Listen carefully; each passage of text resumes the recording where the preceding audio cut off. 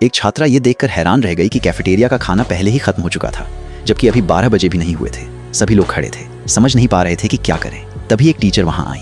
उन्होंने खाली ट्रे देखी और बहुत गुस्सा हो गई। लड़कों के स्कूल के छात्र खाना खा चुके थे, लेकिन लड़कियों के स्कूल की छात्राएं अब भी भूखी थीं। टीचर को बहुत गुस्सा आया और वो सीधे लड़कों के स्कूल के प्रिंसिपल के पास गई। उन्होंने कहा, हमने कैफेटेरिया साझा करने का समझौता किया था, लेकिन जब आखिरकार लड़कियों की बारी आती है तो खाना ही नहीं बचता। लड़कों के स्कूल के प्रिंसिपल ने जवाब दिया, लड़कियां क्लास से बहुत देर से निकलती हैं और बहुत धीरे चलती हैं, उन्हें अगली बार पहले आना चाहिए। टीचर ने बहस नहीं की, इसके बजाय उन्होंने एक योजना बनाई। उन्होंने लड़कियों के स्कूल का पूरा शेड्यूल फिर से लिखने का फैसला किया ताकि टाइमिंग बिल्कुल सही हो। उन्होंने खुद सब कुछ टेस्ट किया, बिस्तर से उठना, दांत ब्रश करना, मुंह धोना, कैफेटेरिया तक चलकर जाना, यहाँ तक कि बाथरूम जाना भी। हर एक कदम को स्टॉपवॉच से नापा। फिर उन्होंने सभी छात्राओं को सुबह 5 बजे उठने का आदेश दिया।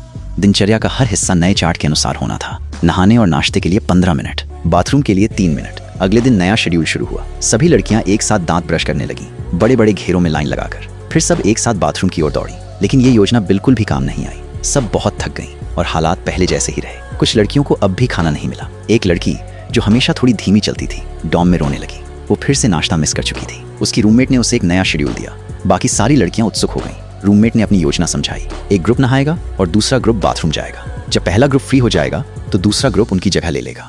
योजना सुनते ही सभी की आंखों में आंसू आ गए। उन्होंने जल्दी जल्दी नया शेड्यूल सभी डॉर्म रूम्स में बांट दिया। अगली सुबह स्टैगर किया हुआ प्लान शुरू हुआ। छात्राओं को 2 ग्रुप्स में बांट दिया गया। कुछ बाथरूम गईं और कुछ नहाने लगीं। तैयार होते ही वे कैफेटेरिया की ओर दौड़ी। हर लड़की के हाथ में 2 लंच बॉक्स थे। इस तरह हर लड़की को खाना मिल सकता था, यहाँ तक कि जो बाद में पहुंचती थी उन्हें भी।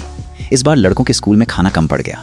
जब लड़कों के स्कूल के प्रिंसिपल को पता चला कि उसके छात्र भूखे हैं तो उसने गुस्से में लड़कियों की टीचर से सवाल किया। उसने उन पर स्वार्थी होने का आरोप लगाया, लेकिन टीचर ने शांति से जवाब दिया, मैंने सिर्फ आपकी सलाह मानी है, आपने ही कहा था कि हमें जल्दी आना चाहिए। प्रिंसिपल और भी ज्यादा गुस्सा हो गया। उसे अपनी कही हुई बात पर पछतावा हुआ। उसी समय लड़कियां आगे आईं, विनम्रता से झुकीं और प्रिंसिपल को धन्यवाद दिया। वो शर्मिंदा हो गया, लेकिन बस इतना ही कह सका, जब तक सबका पेट भर रहा है वही सबसे जरूरी है। और इस तरह लड़कियों ने खाना न मिलने की समस्या को हल कर लिया।